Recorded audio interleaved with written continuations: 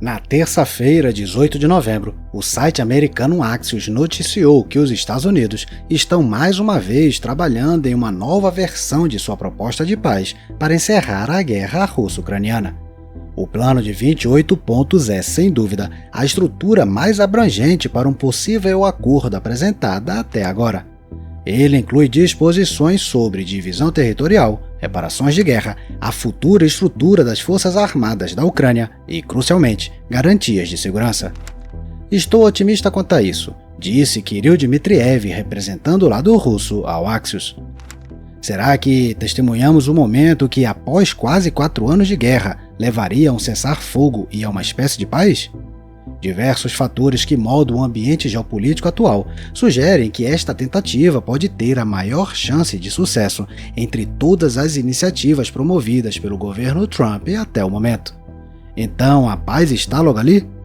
Vamos examinar o plano proposto e as nuvens de incerteza que o cercam.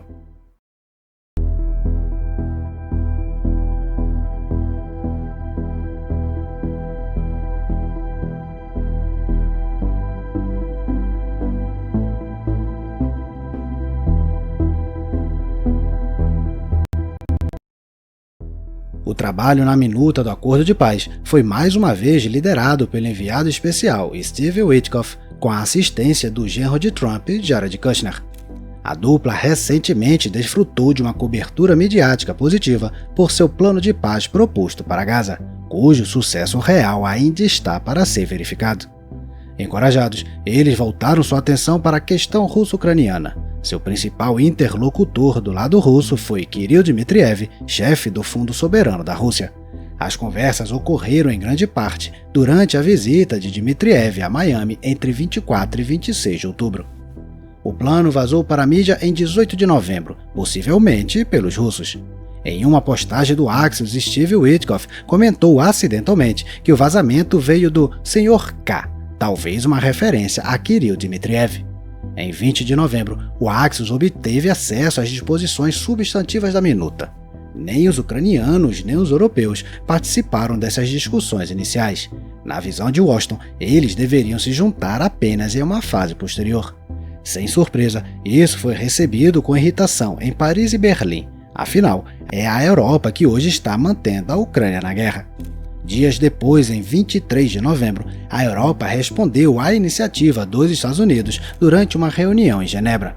A Alemanha, França e Reino Unido, o grupo E3, coordenaram a resposta. As negociações na Suíça incluíram não apenas o E3, mas também representantes dos Estados Unidos, entre eles Witkoff e Rubio, bem como as autoridades ucranianas Andrei Yermak e Rustem Umerov. Passemos agora ao plano em si, integrando as emendas europeias à medida que avançamos.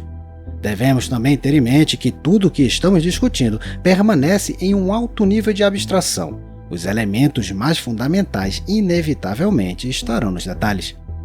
O acordo começa com uma confirmação da soberania da Ucrânia e um pacto de não agressão a ser assinado pela Rússia, Ucrânia e Europa. Aqui, a Europa propõe uma emenda para expandir o pacto e incluir também a OTAN. Na minuta original, a Rússia se compromete a não atacar estados vizinhos e, em troca, a OTAN suspenderia sua expansão futura, uma disposição que o E3 removeu completamente. Os Estados Unidos, enquanto isso, se posicionam como mediadores entre a Rússia e a OTAN, um papel que a Europa eliminou, substituindo-o por uma linguagem mais neutra. O ponto 5 diz que a Ucrânia deve receber garantias de segurança confiáveis. Vale a pena fazer uma pausa aqui, pois este é um dos pontos mais cruciais de todo o plano. Barak David, do Axios, obteve as disposições mais concretas. As garantias devem se assemelhar ao artigo 5º da OTAN. Mas, segundo especialistas jurídicos, a semelhança é superficial. Na prática, as garantias não obrigariam ninguém a agir. Elas permanecem discricionárias e carecem de força vinculante. A resposta do E3 substituiu a palavra confiáveis por robustas, uma mudança para implicar um compromisso mais forte e vinculante da OTAN. Seguindo adiante, esperava-se que a Ucrânia reduzisse suas forças armadas para 600 mil soldados em tempos de paz. Na versão europeia, este número é elevado para 800 mil. Os pontos 7, 8 e 9 dizem respeito à OTAN. A Ucrânia seria obrigada a incluir em sua constituição que não se juntará à aliança. A Europa altera o espírito desta cláusula, afirmando que a adesão da Ucrânia depende unicamente do consenso da OTAN, algo que no momento não existe. No ponto 8, a minuta dos Estados Unidos proíbe a OTAN a enviar tropas para a Ucrânia. Os europeus esclarecem que a OTAN não implantará tropas de forma definitiva, mas permite uma presença rotativa. O ponto 9, de maneira surpreendentemente vaga, diz que caças europeus serão estacionados na Polônia, uma frase vista com preocupação em Varsóvia, que a interpreta como uma tentativa velada de restringir as tropas da OTAN em solo polonês, permitindo apenas recursos aéreos. O E3 mantém esse ponto e modifica uma palavra, substituindo europeus por da OTAN. Continuando o documento, o plano dos Estados Unidos estipula que, se qualquer um dos lados quebrar o acordo, haverá consequências. As sanções contra a Rússia seriam restabelecidas e uma resposta militar seria considerada. Washington também busca compensação por dar suas garantias de segurança. Já o E3 adiciona explicitamente que as garantias dos Estados Unidos devem espelhar o artigo 5º.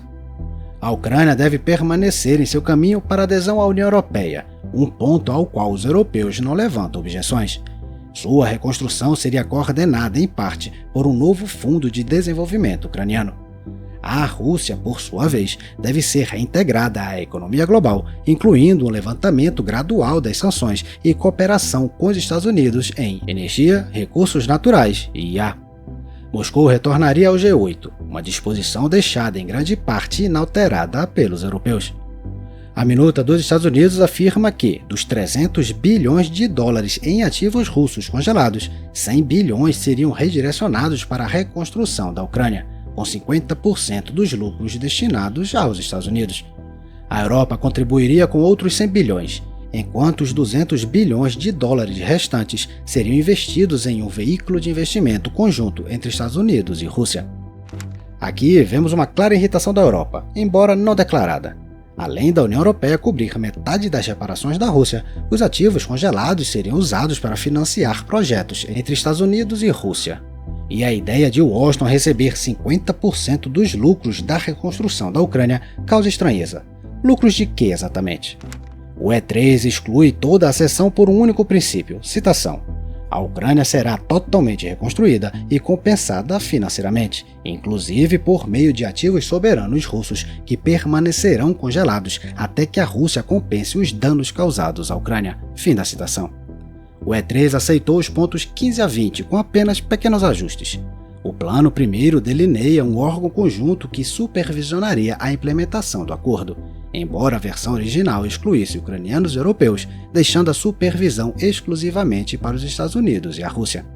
Em seguida, a Rússia deve sancionar uma lei de não agressão, tanto à Europa quanto à Ucrânia. Os Estados Unidos e a Rússia retomariam a cooperação de não proliferação nuclear, enquanto a Ucrânia se comprometeria a não buscar armas nucleares. A eletricidade da usina nuclear de Zaporizhzhia seria dividida igualmente entre a Rússia e a Ucrânia. O ponto 20 consiste em compromissos gerais com tolerância e compreensão. A próxima grande controvérsia surge no ponto 21, território.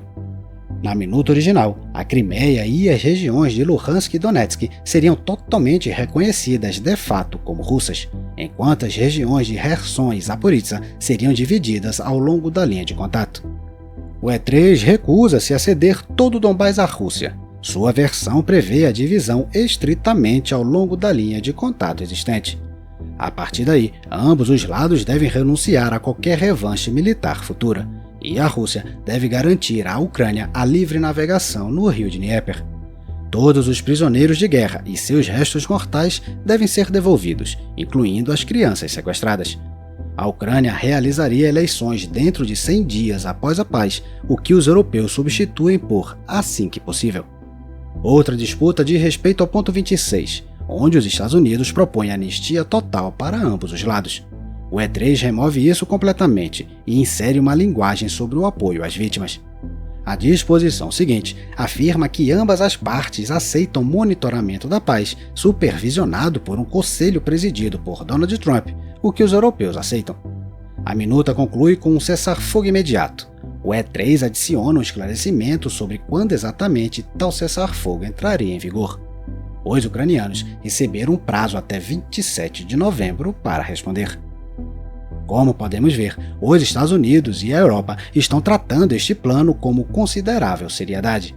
E, apesar das claras divergências, o plano teria uma chance real de ser implementado se a decisão dependesse apenas desses dois lados.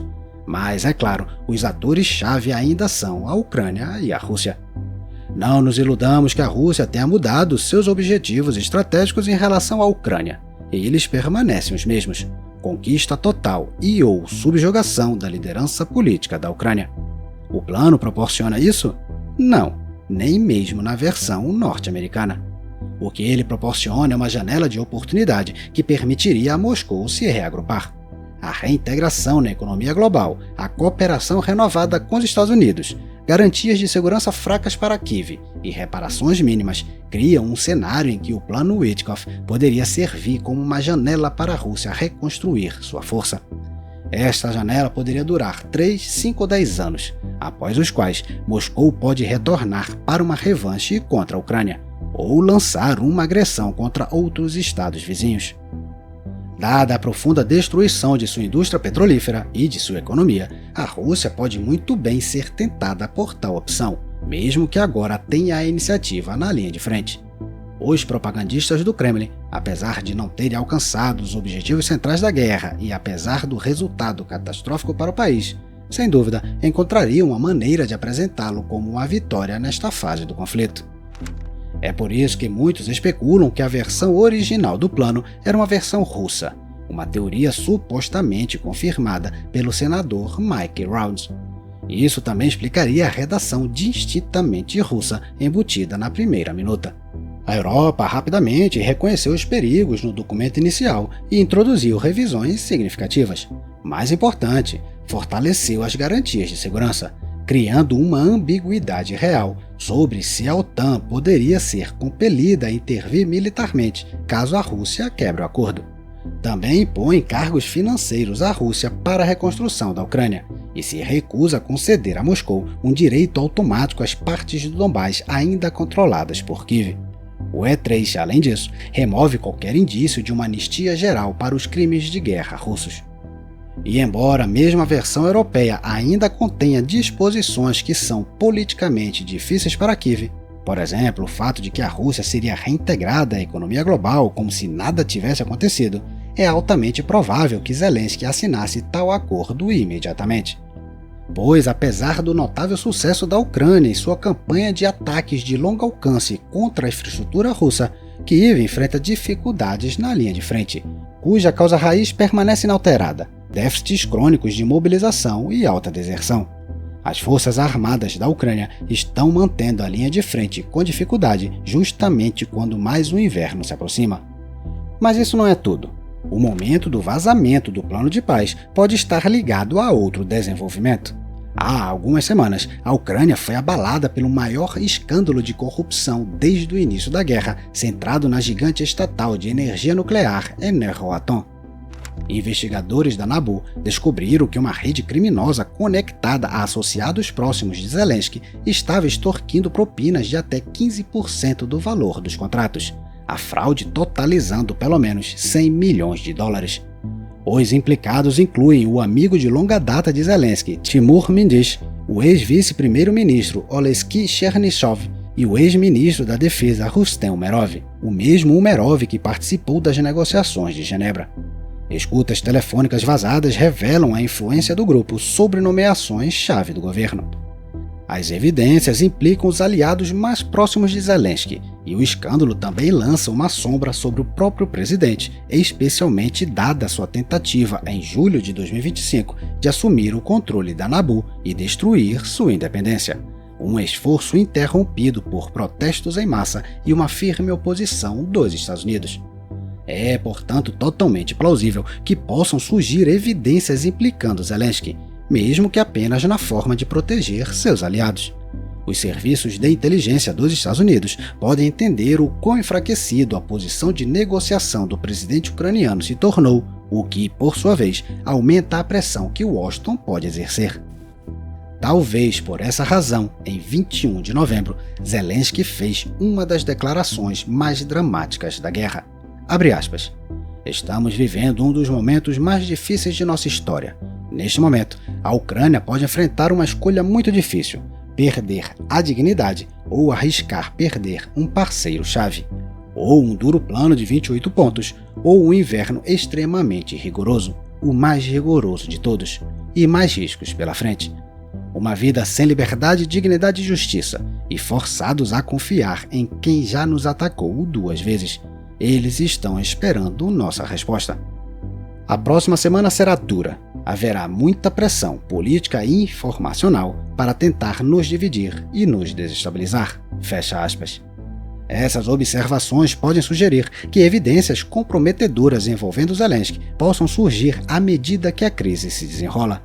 Mas alguns analistas, como Yaroslav Trofimov, argumentam o contrário, que o escândalo pode, na verdade, tornar mais difícil para Kiev aceitar um plano de paz, porque o público pode suspeitar que Zelensky foi coagido a aceitá-lo.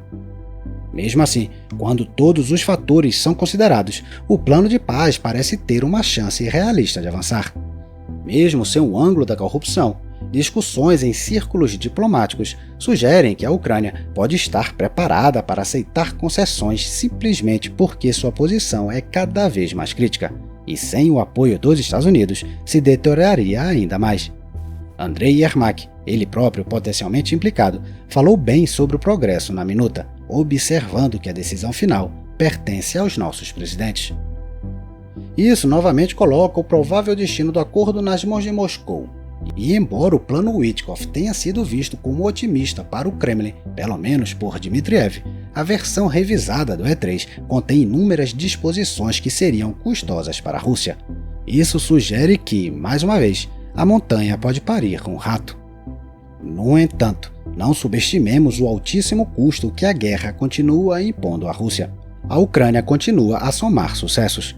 Apenas em novembro, realizou 10 ataques bem-sucedidos a refinarias russas e a capacidade de refino fora de operação ainda provavelmente excede 30%. Uma coisa é certa, seja em sua forma original ou revisada, este acordo não removeria o espectro da guerra da Europa ou da Ucrânia. Ele o suspenderia, adiaria, mas a Federação Russa, imersa em seu ímpeto pró-guerra, continuará buscando uma válvula de escape para sua pressão militar. O capítulo da Primeira Guerra Russo-Ucraniana daria então lugar a uma era de rearmamento militar.